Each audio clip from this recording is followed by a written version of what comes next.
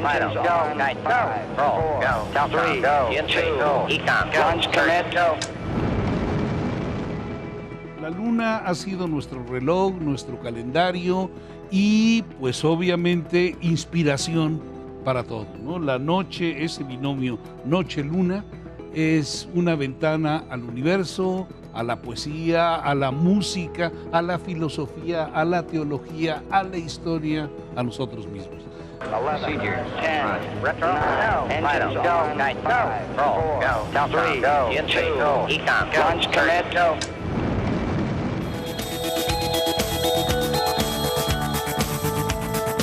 Bueno, gracias que siga aquí en el 11, un enorme, bueno, y gracias que está en Radio Instituto Politécnico Nacional, 95.7 de FM. Y hoy tenemos de estos grandes científicos del país, que además yo diría que es un animador. Cuando digo eso, quiero decir que está en todas, ¿no? Deja que se le pase una y da su opinión y está en muchos lados. Es el doctor José Franco, doctor en física por la Universidad de Wisconsin-Madison, actualmente investigador titular del Instituto de Astronomía de la UNAM. Bueno, tiene otros cargos, pero él es egresado de la UNAM, está de coordinador del programa Arte, Ciencia y Tecnología, establecido en una colaboración entre la Secretaría de Cultura y la UNAM. Así es. José, bienvenido, ¿cómo has estado? Pues un placer. El gusto es mío. El gusto de estar aquí contigo. Oye, cuando digo que eres un animador, sí me entiendes, ¿por qué no? No, Pues no dejas que pase nada, ¿no? No, bueno, pues hay que estar presentes, hay muchas cosas que hacer, hay muchas cosas que trabajar y pues la ciencia es muy, muy importante. Ciencia, tecnología es importantísimo para el futuro del mundo y es importantísimo para el futuro de México. Entonces, bueno, pues ahí estamos, la Noche de las Estrellas, que seguramente has estado alguna vez.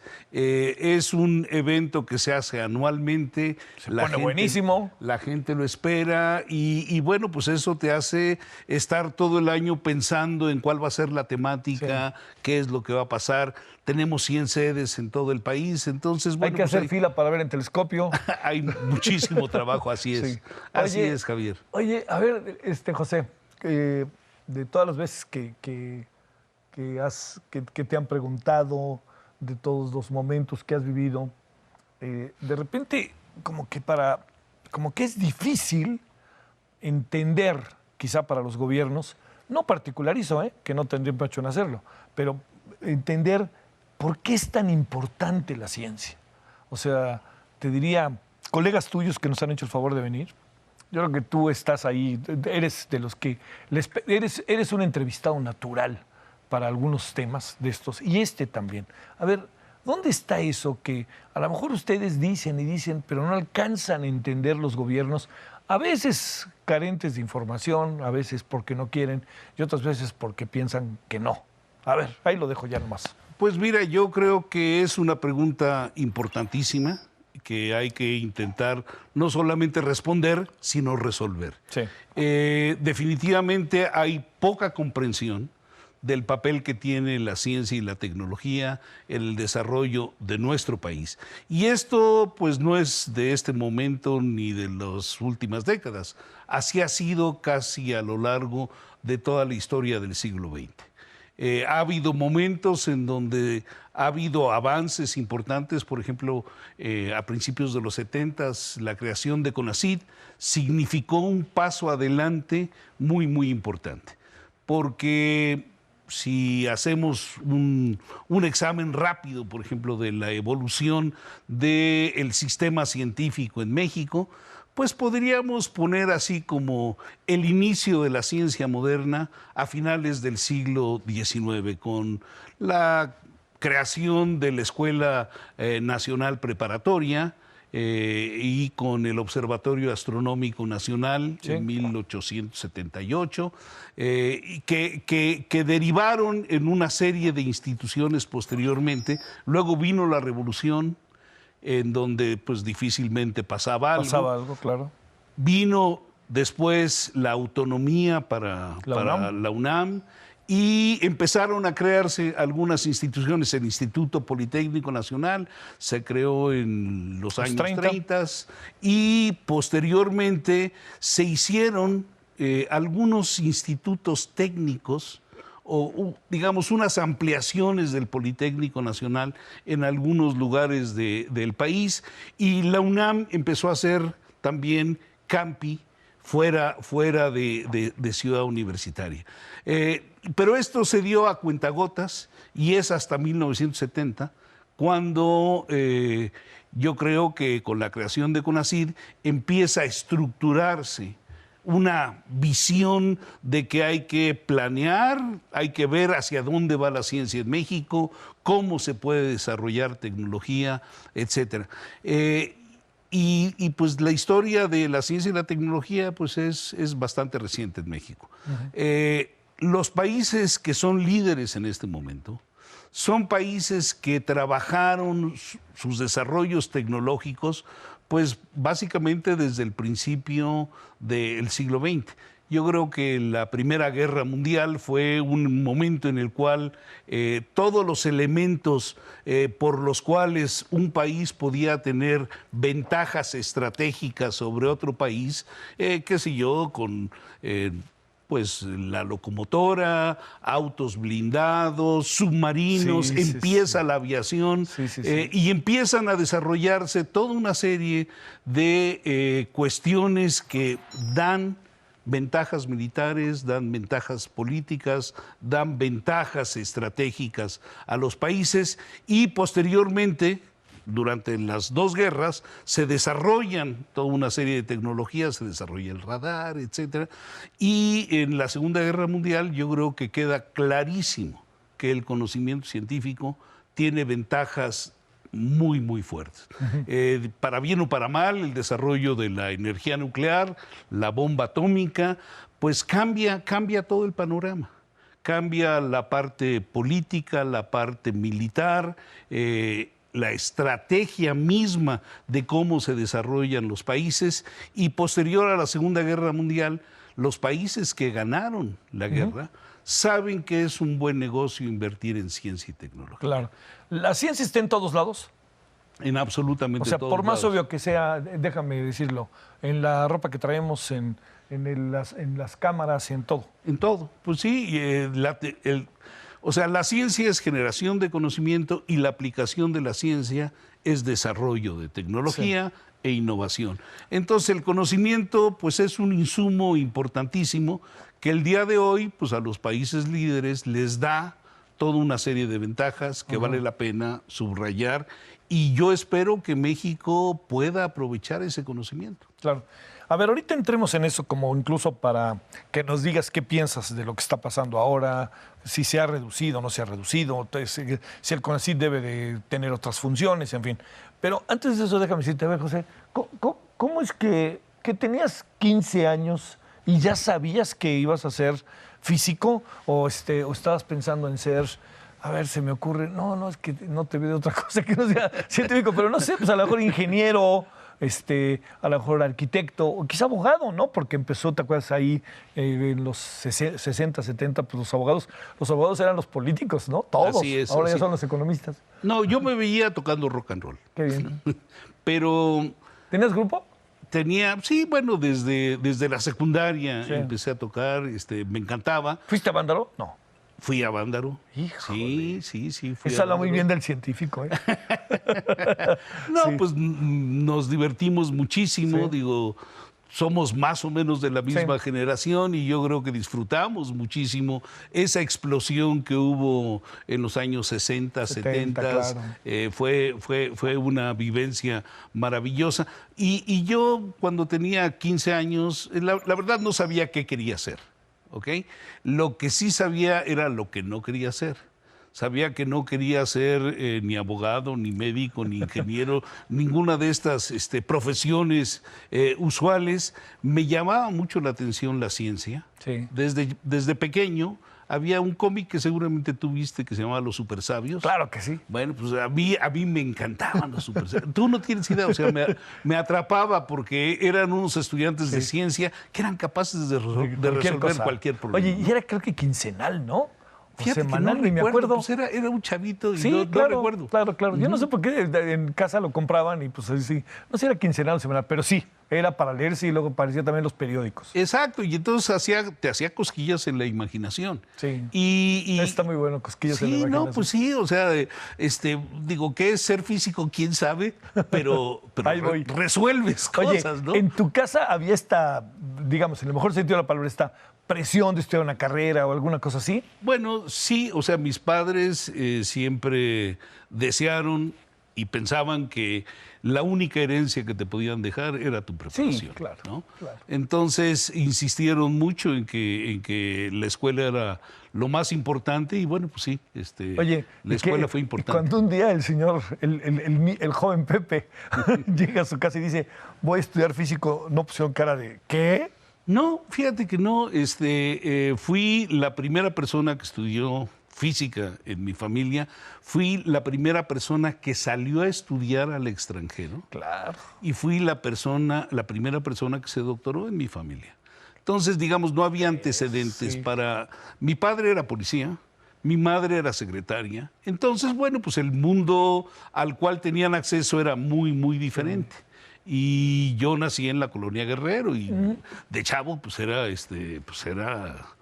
bravo, Banda. ¿no? Era bravo. Era banda. Era bravo. Sí. Pero bueno, la escuela fue muy, muy importante para... ¿Cómo para estabas la en qué familia. prepa?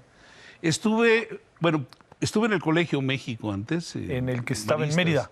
Sí, justamente, Sí. en el de Mérida. Y después de la secundaria, pues decidí que yo quería ir a la universidad y entré a la Prepa 4. A la prepa 4. La Prepa 4 que se acababa de cambiar en el año que yo entré, tenía un año de haberse cambiado a la calle de Observatorio. Ah, claro, es cierto. ¿Dónde Así sigue? es. Entonces ahí estuve en la Prepa 4. La verdad lo disfruté muchísimo, era una prepa nueva. ¿Prepa de 2 o 3 años? 3 años. 3 años. Ya 3 años. Cuando yo entré, cambió de 2 a 3 A 3 años. Así Oye, es. ¿y qué fue entrar a la UNAM? O sea, ha de haber sido un mundo eso, ¿no? Exactamente, fue pasar de, no sé, o sea, fue pasar de jugar canicas a tratar de hacer las cosas en serio. Uf. Aunque en ese momento yo, pues así, que tú dijeras que quería estudiar algo, Sí. no estaba tan seguro. Me encantaba la música, fueron diferentes Sí, claro. grupos, ningún grupo de rock fue importante, pero me encantaba tocar, ¿no? Entonces estuve... ¿Todavía? ¿Todavía le das? Pues muy, muy de vez en cuando Sí. toco el bajo, tengo un grupo que se llama Carbono 14, haciendo honor A la carrera. a la edad, ¿no? Sí. Y a la edad. Y a la edad, carbono. Así es, Sí. así es. Y digamos, durante esos primeros años medio que flirteé con la idea de que vamos a ver si se puede tocar profesionalmente. Vamos a ver si me dedico a eso. Pero el ambiente yo lo encontré sumamente poco atractivo. No lo voy a calificar de otra manera. Sí. Muy, muy poco atractivo. A los grupos que tenían éxito, pues casi los obligaban a cantar en español éxitos de otros lados, no había manera de hacer música, era poco atractivo. Y entonces, pues decidí que hay que terminar la carrera. Oye, terminé ¿y física. te acuerdas de qué hiciste tu tesis de licenciatura? Claro que me acuerdo. A ver. Fue un momento muy, muy importante para mí. La hice sobre astrofísica. Donde nacen las estrellas nacen de gas. De nubes de gas que se contraen, son nubes muy, muy frías, se contraen, y poco a poco se te forma una estrella en la parte interna de la nube. Y esta estrella... ¿Y por qué son luminosas? Esta estrella, Adiós. cuando nace, como estrella, empieza a radiar y radia muchísimo. Y esta radiación excita al material que está fuera de la estrella. Y ahí. Crea una nebulosa. Sí. Y entonces mi tesis fue hacer un análisis de la emisión de esta nebulosa, o sea, los diferentes elementos químicos, a qué temperatura llegan, cómo se excitan, cuánto emiten de cada una de las diferentes líneas, etcétera. Entonces, para mí fue de repente el abrirme una panorámica de toda la física que se requiere para poder analizar, por ejemplo, la emisión de una nebulosa. Oye, te recibiste. Me recibí. ¿Y qué pasa por tu cabeza? Porque llega ese momento en donde supongo profesionalmente lo que seguía era quizás estudiar más. Así es. Más que ponerte a trabajar en algún lugar, ¿no? Bueno, estuve trabajando un poco dentro del Instituto de Astronomía, o sea, fui Estando ayudante en la UNAM, investigador, sí. estando en la UNAM. Trabajé en la factura de unos instrumentos para hacer astronomía infrarroja. Entonces fue también otro momento muy, muy padre de mi carrera, porque pasábamos temporadas largas en el observatorio, 2 semanas, 3 semanas en el observatorio sin salir, trabajando en un instrumento para tratar de ponerlo a punto. Entonces fue una experiencia muy, muy enriquecedora. Después de un par de años, decidí que pues, quería estudiar en el extranjero. Oye, ¿y en tu casa qué decían de toda esta evolución que ibas teniendo? Pues les parecía que era marciano, ¿no? O sea, les parecía muy raro. Decían, bueno, pues quiere estudiar física, pues que estudie física. Que se quiere al extranjero, pues que nos invite alguna vez cuando esté allá. ¿Y por qué fuiste a Wisconsin? Fui a Wisconsin porque conocí a un profesor de Wisconsin que vino de visita aquí a México, que terminó siendo mi asesor, y te dijo, Don Cox, sí. Y pues un tipo inteligentísimo, muy simpático. Hicimos clic inmediatamente, le dije que quería estudiar, me dijo, órale, pues solicita. Y si eres admitido, pues... y todo eso se dio. Todo eso se dio y yo creo que hice la mejor decisión de mi vida. ¿Cuánto tiempo estuviste fuera, José? Estuve 4 años, hice la maestría y el doctorado, 4 años y medio. Y ya que estabas acabando, ¿no te dijeron, oye, ¿y por qué no te quedas por acá? Hubo un poco de guiños, sí hubo algunos guiños, pero pues yo soy pato que adora su pantano. Entonces Sí, claro. yo decidí que había que regresar. A México, a la UNAM. Así es, y no me arrepiento, es un lugar estupendo. Obviamente hay toda una serie de restricciones, pero bueno, pues así es la vida. Digo, no puedes tener absolutamente todo.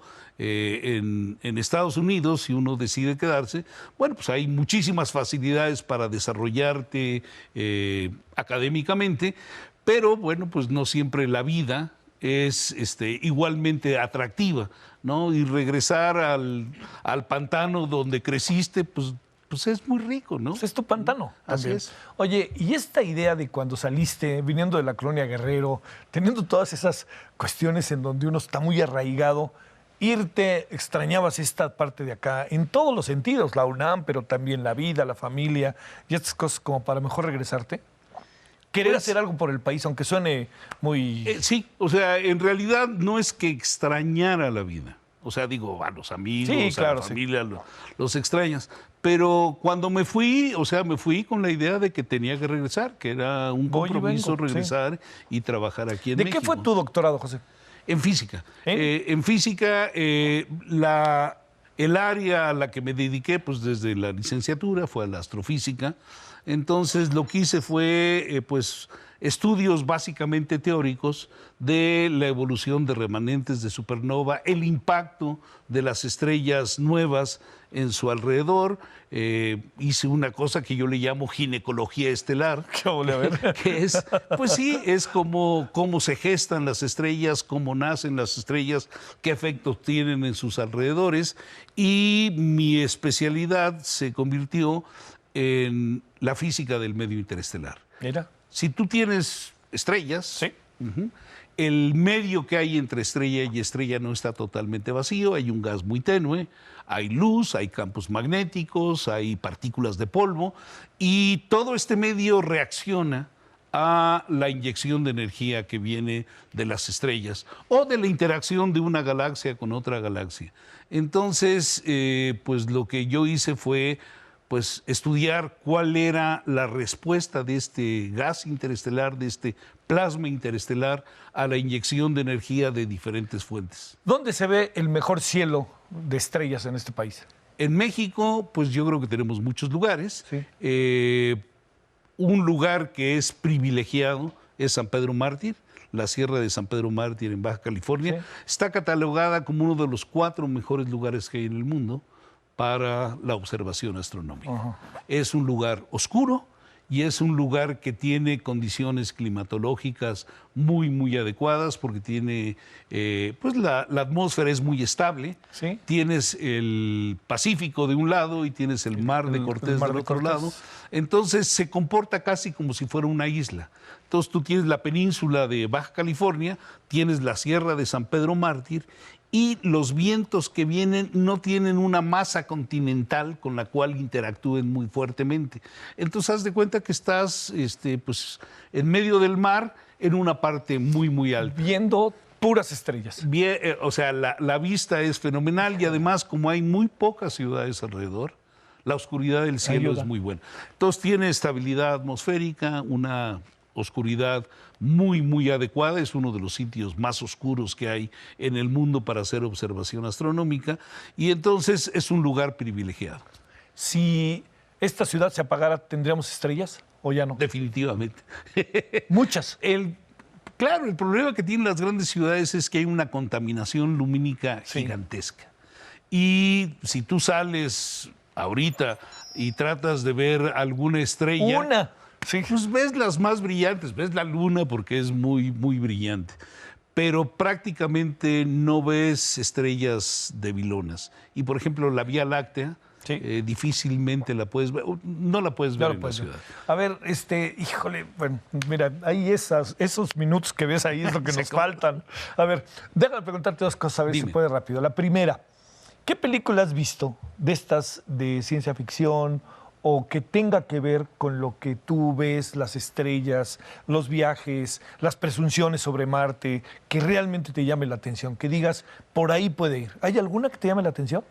Pues mira, nunca las he pensado como por ahí puede ir, pero que me han impactado, que me han impresionado. Solaris de Tarkovsky, que seguramente la viste, que es espectacular. Blade Runner, pero la primera, no la segunda. Que tiene lo suyo un poco la segunda, pero sí, la primera es formidable. La primera es una obra maestra.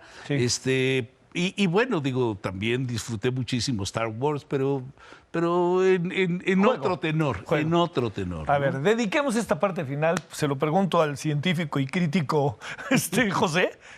A ver, ¿cómo ves las cosas con la ciencia? Porque también yo creo que a lo mejor ha habido mucha crítica, pero se está tratando de cambiar algunos paradigmas, por lo menos es mi impresión. A ver. No, bueno, yo creo que sí, o sea, digamos, tenemos un cambio de gobierno, lo cual, pues, todos entendemos. Hay cosas que obviamente estuvieron mal, que hay que cambiar, pero hay cosas que estuvieron bien, que hay que mantener. Sí. Y creo que en esta diferenciación de qué vale la pena conservar y qué hay que cambiar de manera radical, incluso desaparecer, ahí es en donde yo creo que hay algunos problemas. Porque la apreciación de los grupos que llegan a tratar de cambiar las cosas, lo hacen con la mejor intención, pero si no tienen toda la información en la palma de la mano, pues pueden cometer errores. Y yo creo que se han cometido errores de todos lados. O sea, desafortunadamente la ciencia ha estado en una polémica en donde he de decirte que no hay ni buenos ni malos. O sea, hay visiones encontradas, hay visiones diferenciadas, pero yo creo que ya pasaron suficientes meses como para que de ahora en adelante tratemos de converger, de sumar. O sea, este país requiere que todos y cada uno de nosotros sume. Y para eso, pues hay que entablar relaciones adecuadas y muy, muy respetuosas unos con otros. Y diálogo. Sí, en esencia yo creo que es eso. A ver, oye, ¿nos podemos sacar una foto? Hombre, por supuesto. Para nuestro archivo. A ver, pero José, déjame preguntarte algo. ¿Qué estás haciendo ahorita? O sea, ¿qué trabajo estás haciendo ahorita? Varias cosas. Mira, si volteamos allá para de donde están los sesos, para que salgamos en la foto. Órale. Y gracias, José. Muchas gracias que viniste, ¿verdad? ¿Sale? Ahí estamos. Un placer. A ver, ¿qué estás haciendo ahorita, científicamente? Estoy trabajando con... Estuve fuera haciendo gestión de la ciencia un buen rato y ahora estoy trabajando con un grupo de astrónomos relativamente jóvenes, ya maduros. ¿De la UNAM? De la UNAM, ahí en el Instituto de Astronomía, y estamos empezando a realizar una serie de proyectos sobre evolución de galaxias. Hijo, ¿qué sabes? ¿Cuánto tiempo te dedicas a estar viendo ahí en el No, No, bueno, observando poco, digo. No, pero pensando, leyendo, pues se me va la mayor parte del tiempo ahí. Es un gusto. Javier, hombre. Enorme gusto, El José. gusto es mío. De verdad, qué gusto que por fin. Pues muchísimas gracias por la invitación. Pásela bien, muchas gracias a Dios. Oye, pero...